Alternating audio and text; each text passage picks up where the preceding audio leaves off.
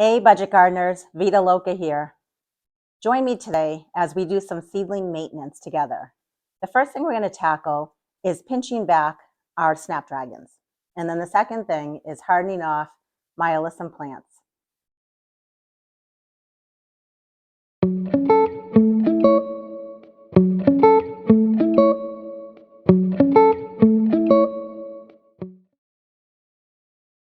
Snapdragons are a great cool weather plant to be in anyone's garden. You can treat them as a cut flower, or you can just have them in your landscape to enjoy. I started all my Snapdragon seeds on February 8th. I grew a variety called Ford Hook Tall, but then I also grew a whole bunch of Snapdragons that I collected the seeds from last year. I have a mix of different seeds that are different colors, but then I also have some that are specifically a color that I liked. There's some yellow ones as well as some pink ones that I collected. What I've learned over the last few years when growing Snapdragons is that pinching the Snapdragons back helps the plant in many ways. Pinching helps promote growth laterally on the plant. What that means is that it makes it so that the plant is not only a bushier plant, but also it has a lot more flowers on it. Here's an example of a Snapdragon plant that I pinched back a few weeks ago. What I'll do is I'll pop up on the screen a picture of what the plant looks like close up, so you can see that where I pinched the plant, it's growing 2 additional side growth shoots off of that plant. There are many other reasons why you want to pinch your Snapdragon plants. One reason is that if you want to propagate more Snapdragon plants, all you have to do is pinch your plants back, take the cuttings that you collect, and then add some rooting hormone to the end of each cutting, and then dip each cutting into seed starting mix. I don't plan on doing that with many of my Snapdragons for the simple reason that I have hundreds and hundreds of Snapdragon plants that I grew from seed. So I really don't need any more plants. And if I do end up propagating any Snapdragon plants, it will be the few colors that I really like that I don't have a ton of plants of, specifically the yellow and the pink Snapdragon plants. I'll wait and see if I end up having time to do that. And if I do, I'll be sure to make a video showing you the process. Another reason why you want to pinch back your Snapdragon plants is that it prevents the plant from becoming too leggy of a plant. The only disadvantage that I see with pinching back a plant is that it delays the bloom time by a few weeks. But if you pinch back the plant early enough, this should not be a problem. Or if you're worried about the delay in the bloom time, you can always pinch back half your plants and then keep the other plants not pinched back. It's totally up to you. I don't mind having a slight delay, but like I said, I feel like I started my plants early enough in the season that I don't think it should be a big problem for me. When it comes to pinching your plants, there's a few different ways you can do it. You can just use your fingers and pinch the plants using your fingernails. You can use some scissors, or you can use little snips like these ones that I have right here. I prefer to use snips when pinching back my plants. You can find snips at big box stores or even on the internet, on Amazon and places like that. So let's go ahead and I'm going to show you how to go about snipping back your Snapdragon plants. Please keep in mind, I've already done this to all of the plants that I have, which are about 8 trays of Snapdragon plants. But I kept some behind so I could show you that what the process is for demonstration purposes. So let's go ahead and let me show you how to do this. So when it comes to pinching your Snapdragons, you want to do this when the plants are approximately 3 to 4 inches tall. They can be taller, they can be shorter, so that's just a general average. And what you want to do is you want to count up, starting from the very bottom of the plant, and you want to count up about 2 sets of leaves. So down at the very bottom is the initial first leaf that came out on your Snapdragon plant. And that's called the cotyledon. And that's the first set of leaves that the Snapdragon grew. And then if you count up to your second set of leaves, those are the first true leaves of your plant. So as long as you're cutting anywhere after that point, you're fine. So you can cut after the first set of true leaves or after the second set of true leaves.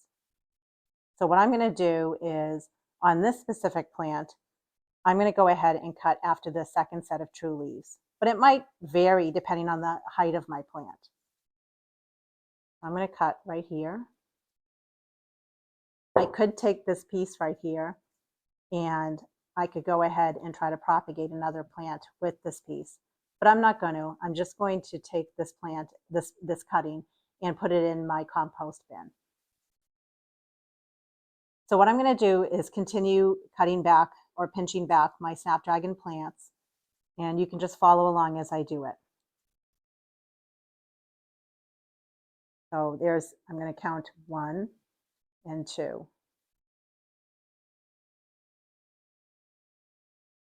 This is a shorter plant right here in the center. I could either wait until it gets a little taller or just go ahead and snip it back. I'm just going to go ahead and get these done right now.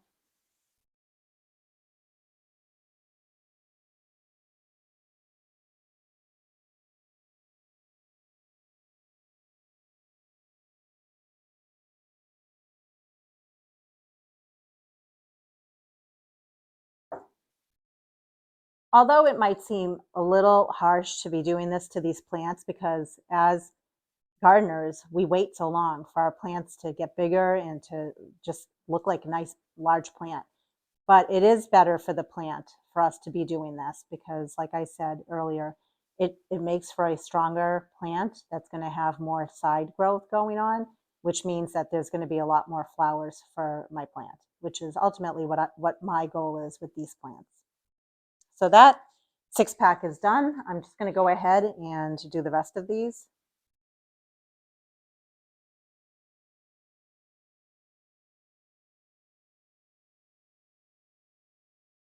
One thing I wanted to add is that I do have an oscillating fan running on all of my seedlings during the day. I have it hooked up to the same timer as what I have for all my plants on the grow lights. And my cat just felt the need to walk in front of my video, and that's totally fine. She's actually looking for some cat grass that I've been growing for her. And if you watch some of my videos, I will be showing you how to grow some cat grass. I have an oscillating fan that runs, and it runs for approximately 16 hours. And that is pretty much 5 a.m. until 9 p.m. is how long I'm running them, which is the same as the grow lights that I have for my plants. And the reason why you want to do this is that it provides good air circulation for your plants. And also, it makes your plants stronger. It makes the stem of your plants stronger. And if you look right here, that's a nice, strong, sturdy stem. And that's what you want. You don't want your plants to just flop over in the wind. You want them to be nice and strong. The fan acts as almost like it mimics outdoors. It's like the wind is blowing on them. So I highly recommend, if you're going to grow plants from seed inside, you want to make sure that you have a fan running on them.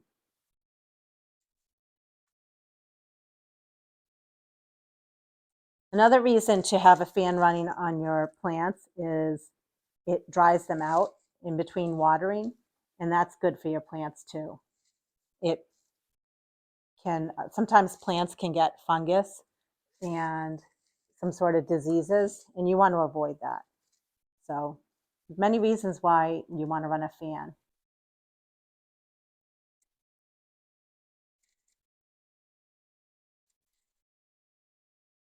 Since Snapdragons do like cool weather, I am planning on bringing out my Snapdragons to start hardening them off within the next 1 to 2 weeks. And when I do that, I'll be sure to show you the plants outside and how they're looking during that time. Almost done.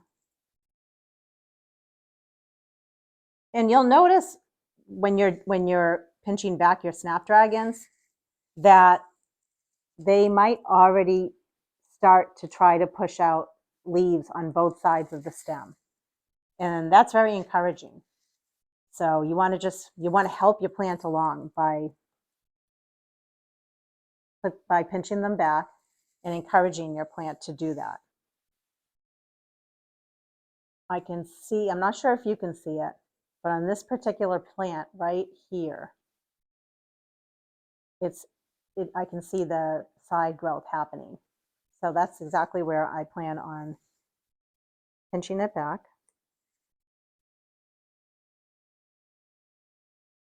I could go lower if I wanted to.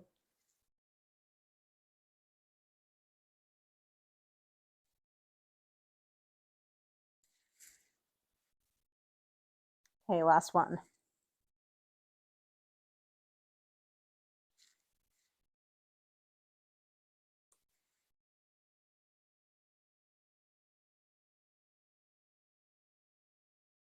Here's another example right here where it already was trying to push off some new growth on both sides of the stem.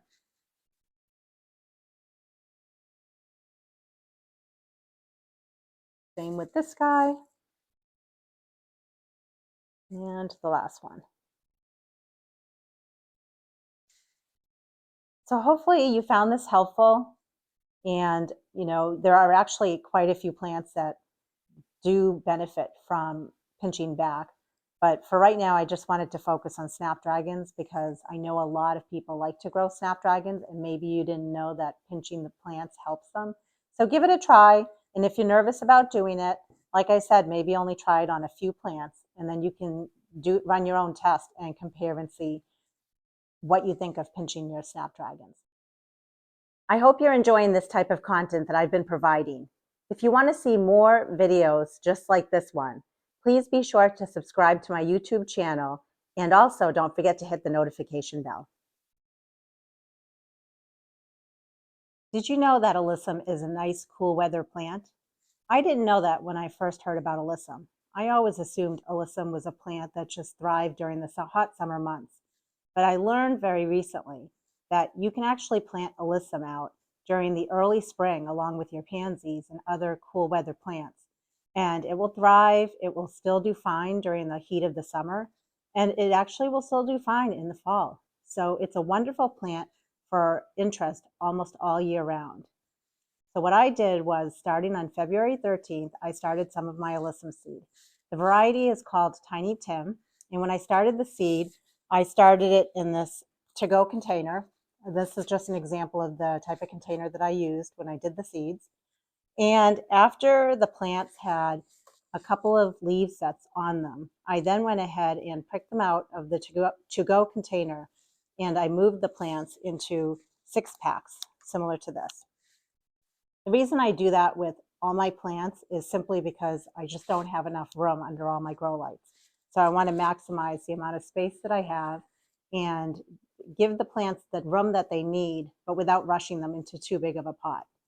Once the plants got to be a fairly good size, pretty much this size right here, I then went ahead and moved them from this approximate 1 by 1 inch space that each plant is in into a approximately 2 by 2 space. It might be a little bit bigger, but it gives you a general idea of how big this pot is that these plants are in right now. My goal with my alyssum this year was to have a nice size plant to be able to put out in my yard during the spring month. I did not want to have a very tiny little plant. I wanted a nice size plant that I could put in my window boxes, my hanging baskets, as well as in the landscape. So now that it is the end of March, it is time to start hardening off these plants. There's a process involved with hardening off all your plants. And when it comes to the alyssum, I basically have waited for the outdoor daytime temperatures to be around 40 degrees and the nighttime temperatures to, even though they're fluctuating, to generally be in the 30-degree range. But I am keeping in mind that there are going to be some nights that are very cold still. So during this hardening off process, it's going to be very gradual, where I'm bringing the plants out a little each day, starting within the shade, eventually bringing them little by little out into the sun until they can handle all the elements of the harsh sun, the wind, and the cold. I have a nice area out on my porch that is shaded, and that's where I plan to start hardening off these alyssum. So I'll meet you out there after I've brought the plants with me. So I've gone ahead and brought all the alyssum out that I want to harden off for today. I actually still have about 144 alyssum still left in the house. They're still in those small 6-packs. I have not bumped those ones up yet. So my plan is to still bump up those alyssum because I anticipate that the alyssum will not be planted into containers and pots for at least another 2, maybe even 3 weeks. I'm not really sure at this point, but I do know that they're not ready to be out in the pots at this time. It's just too cold. So my plan is to bump the plants that are in the house into bigger pots. In the meanwhile, these guys are going to live outside a few hours each day. Starting today, they're going to just be in the shade for a couple of hours, and then I'm going to bring them into my garage. Generally stays between 40 and 50 degrees at night. And then tomorrow, I'll bring these plants out for an hour or two longer than I did today. And each day I'm going to gradually increase the amount of time that they spend outside, as well as giving them a little bit of sunlight each day. My goal is in about a week, I have a rolly cart, which I've been bringing in and out of that stays in my garage. And that rolling cart has spring bulbs on it. It has daffodils and tulips. I'm planning to bring all of those bulbs and put them on my porches for a nice display because they should be fine once the weather gets a little bit warmer within the next week. And once I do that, that's going to clear up a huge section on that rolling cart. And then I'm going to move all of these alyssum out onto that cart. That cart comes out each day. It is in the sun. So the alyssum will be ready to go to be on that cart while still getting protection every night. One thing I've learned over the last few years with gardening is I do want to give my plants enough time to get to a good size without giving them too much time where they're getting pot bound or root bound, should I say, and making sure that they have enough time to put on a good size where when I do put them in pots or in the landscape, they make an impact pretty quickly. When I first started gardening, I used to start a lot of my annuals like marigolds and a lot of my vegetable plants like peppers. I used to start them a little too late and they just never got to a nice big good size. So over the years I have learned with the use of just keeping a log of when I start my plants, I've learned a better way of starting each of my plants at the right time. And I highly recommend that if you're new to gardening that you do the same thing. Just jot down and keep track of when you start your plants. And if you weren't happy with the size of the plant or the growth of the plant, make an adjustment the next year and the year after that. And then you'll eventually figure out when's the right time to start your different seeds. I hope you enjoyed this segment on how to harden off plants. I do plan on hardening off all the plants that I'm starting inside from seed. I won't be taking videos of each of the times that I'm hardening off all my plants, but I thought it was important for me to just share with you these specific plants because these are the first plants that I'm starting to harden off that were started indoors. Actually, I did harden off the pansies and a few plants that are on my rolling cart, and I followed the same process. I did not take video of that, but that's why I wanted to make sure I did that with these plants. If you have any questions, please feel free to drop them in the comments below. Also, I want to hear from you. I want to know what you're pinching back for your plants, if they're Snapdragons or some other plants. I also want to know how hardening off is going for you. So let's chat. Drop a comment below. And make it a great day with gardening.